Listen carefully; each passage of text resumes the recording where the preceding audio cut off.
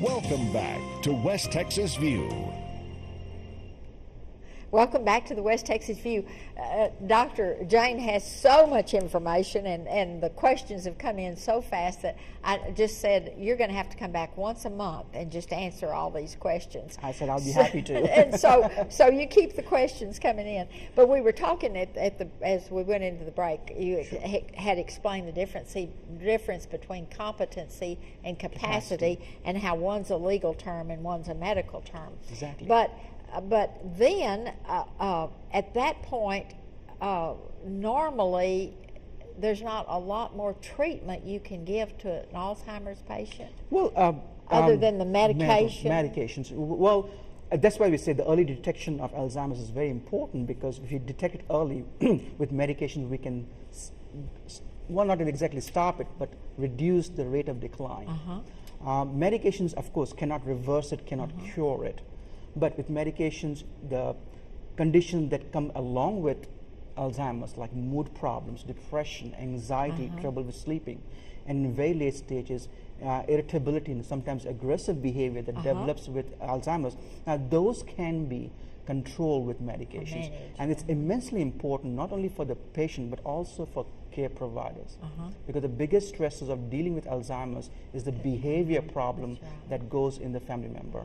And it's a psychiatrist also can help the family member, educate them, tell them, okay, what is the right time for them to go into a nursing home. It's for the family member, it's very difficult to let the near and dear one leave house and go to a nursing home. But if you be in contact with a psychiatrist who follows him very closely, the psychiatrist can help you, determine what should be the next step in developing care for the patient. So some kind of guidance, some kind of directions that psychiatrists can help you. And also in legal matters, particularly as we're talking about making decisions whether a person has capacity to make decisions or not. As we were talking about, there were two things: capacity and I'm forgetting the term.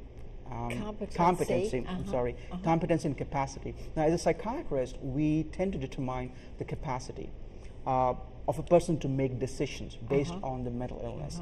Usually, most legal systems require two sources of opinions, right? Either from a psychiatrist, or they can get from a psychologist or another psychiatrist, and that report gets submitted to a judge, and the judge then determines whether the patient has competency or not.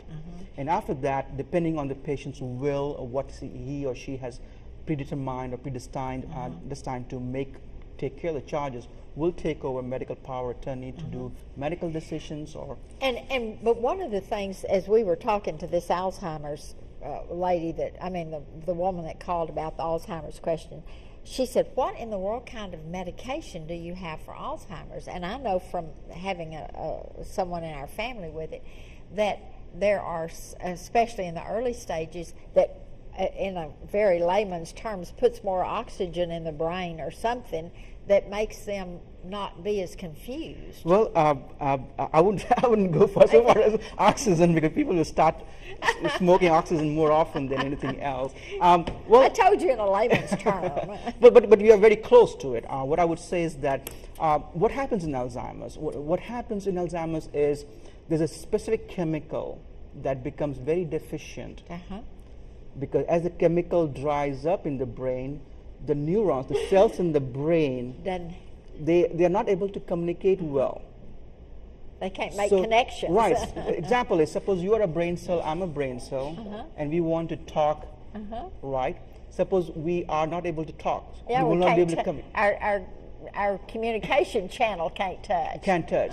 So someone like the medication, just like this one, the medication will introduce a medium so the brain cells can talk.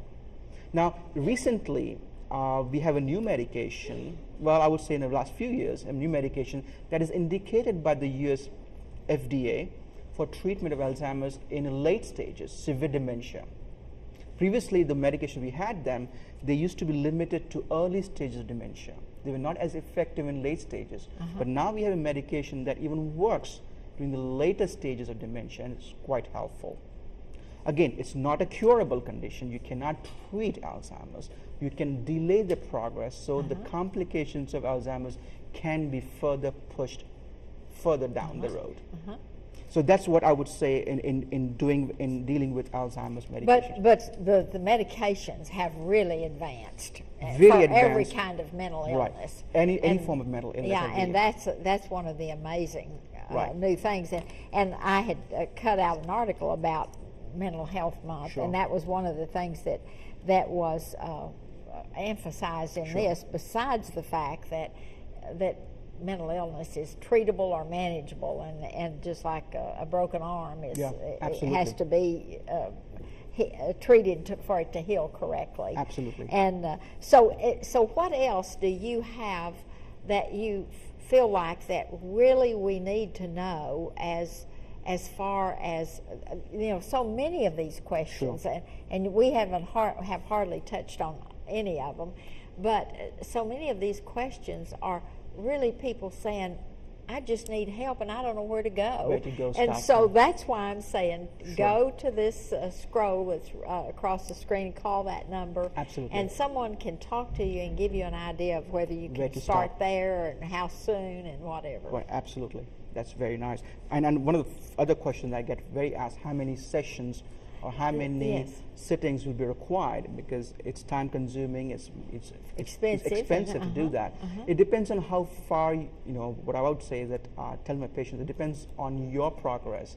Initially, when we start someone on medications, particularly in children, we really like them to see frequently. When I say frequently, once every 2-3 weeks, until they become stabilized. And that may take 2 visits, 3 visits, or even 4 visits.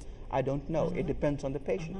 But as the patient starts doing better and better, I have a number of patients which I see them once every 3 months. I give them medication once every 3 months, and they're good to go for 3 months, and they come for evaluation for brief few minutes, depending on what medication they take, and they're good to go for next 3 months. So it depends on the better they start doing it, the less frequently they need to see me. But it's important that I get hold of them. If I get hold of them early during the stage, then it's much easier to fix. So It they takes can less time. start that road to wellness. Well-being. Yeah, absolutely. To mental wellness instead of mental illness. Mental illness. Very nicely put. Very nicely put. And one of the things that I have heard is that patients have said that they go to a psychologist to talk, and they go to a psychiatrist for action. Well, I wouldn't say that. I think what psychologists do is very, very important, if not more important than what we do. And that's what has come out to be in modern day psychiatric treatment, is that MDs are restricted towards dispensing medications with very little time available to do talk. talk therapy compared to psychologists doing We're going to talk have to therapy. take a quick break, but we're going to come back for the final segment, and we're going to introduce you to one of Dr. Jane's colleagues, and then she's going to come back next Sunday, and we're going to talk a little bit more about her specialty. So join us in just a minute. Stay tuned. West Texas View will be right back.